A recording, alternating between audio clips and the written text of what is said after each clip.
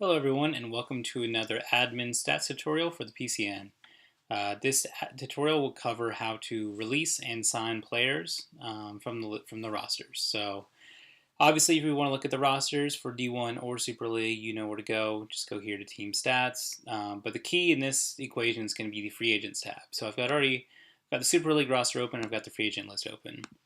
So here in the Free Agent list you can see we've got a list of about a little over 100 players who have previous experience in the league. We try to keep their stats just so if they ever come back in the league or if they're a free agent and they sign with someone new, we can, obviously figure out how valuable they are to their team.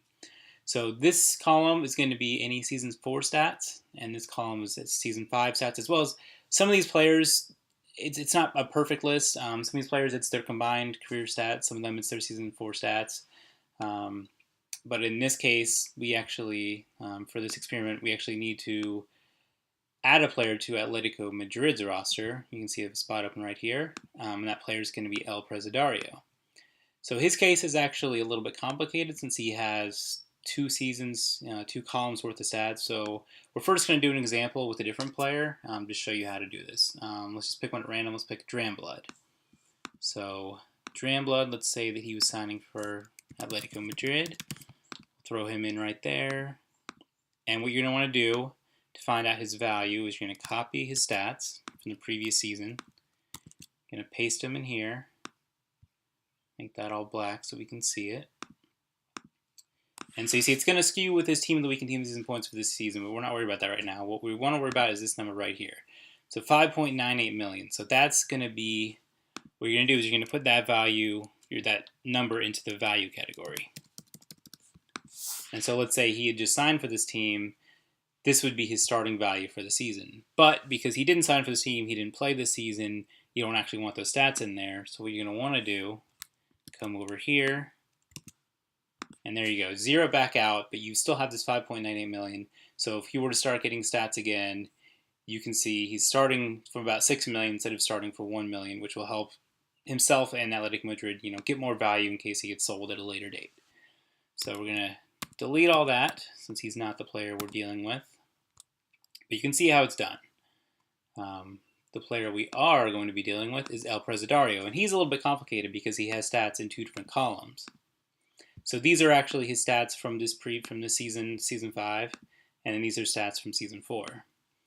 So in order to find out his starting value in this case, you're going to want to use his season 4 stats because that was his starting value at the beginning of the season.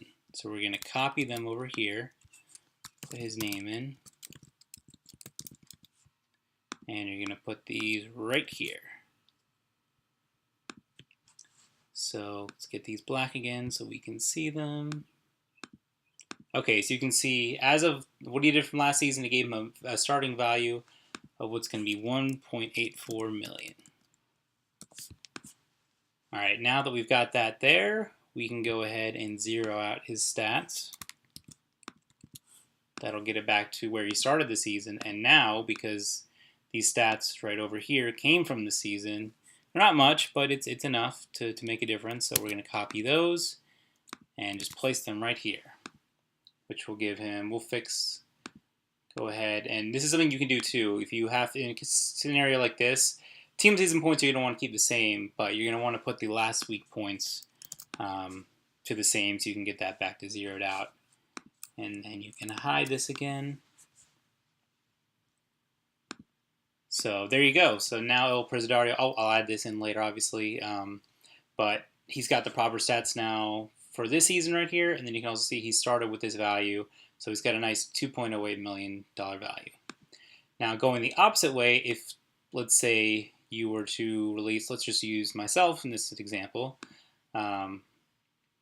here you can see that I've got, actually in this case you're going to need to, if you open up this, you can see the stats from the previous, this also will have the season 4 stats. So actually in El Presidario's case, we will need to go back again,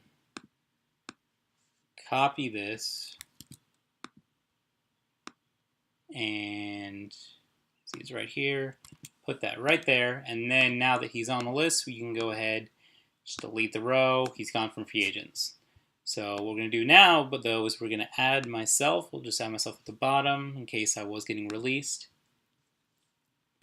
And we will first just go ahead and copy my stats from Season 4 right here. And these are Season 3 stats all the way over here on the right. I didn't play in Season 4, but any players who did, they would be over there. So we're going to go ahead and copy this line, put the name right here,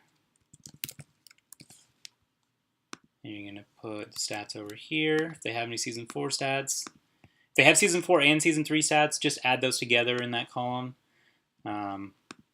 Otherwise, don't worry about it. And then I'll go ahead and add my stats from this season over into this column. So now you can see I'm added to the free agent list. All my stats are in here in case I need to be added back to the roster.